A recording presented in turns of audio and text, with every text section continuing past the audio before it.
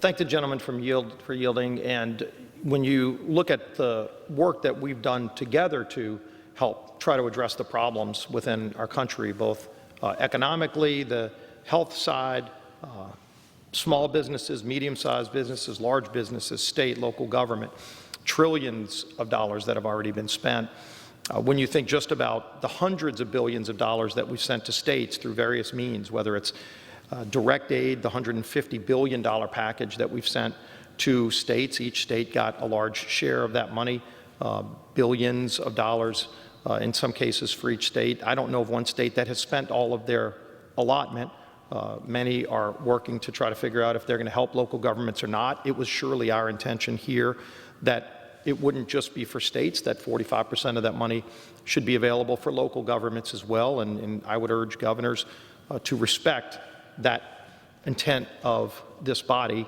But rather than continuing to look to Washington, I think states need to start looking within and saying, how can we work to safely reopen our states? And how have other states done it successfully if other states are behind?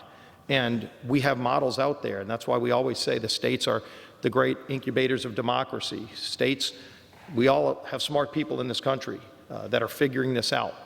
States that are reopening successfully, that aren't seeing spikes in their hospitals, have done things and used protocols, working off of guidance from the Centers for Disease Control, to successfully get their economies back open again. And no economy is back open at the level it needs to be, and that's why we need to encourage everybody to safely reopen, so that the real answer to states that have budget problems is to let them start getting their economies going again, get people back to work again, get people out having their checkups with their doctors again, and their immunizations for the children that aren't getting immunized, and the cancer treatments and the mammograms and the colonoscopies that were being skipped for months. And we're seeing studies that are coming out from very well-respected health experts that are talking about the real health danger of having shut-ins and people not getting out again. And so we've got to weigh all of this, and we've got to keep encouraging the great progress we're seeing from some of these great drug companies here in America that are working on a cure, that are finding therapies that are effective for COVID-19, with the help, by the way, of some of that trillions of dollars that we have spent here in Washington, hopefully a vaccine, and even Dr. Fauci talking about the possibility of a vaccine being available soon. And we need to make sure that we're working to help ramp up production when that is found, so that we can make it available to anyone who wants to take it. We need to be focused also on holding China accountable. We need to be focused on bringing production back to America. PPE, which was in short supply in those critical weeks after we found out China, while they were lying to the world about this disease and the WHO joining in with them, was stopping, blocking the export of PPE, which they make the lion's share of, including American companies in China that weren't even allowed to sell PPE back to us when they had orders in place to do so. And so we should be investigating that. I'm sorry that that's not happening here. We should be addressing how we can bring more of that manufacturing back to America to create new jobs for Americans, making our own protective equipment for our frontline workers like doctors and nurses. And unfortunately, that focus hasn't been there. But the real issue is, where should Congress's role be in this? Shouldn't Congress be leading the way and showing people how to safely reopen and do our work?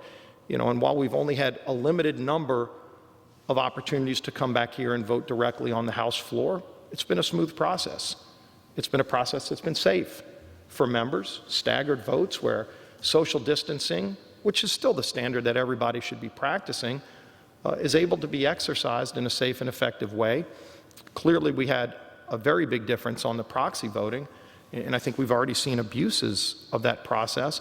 But the real issue is, when are we going to get back to a functioning regular schedule for the House of Representatives? As we're watching major companies, you had Disney announce yesterday that they're going to start opening their parks again in a few weeks. You have the National Basketball Association talking about playing games again, whether or not they're fans in the stands.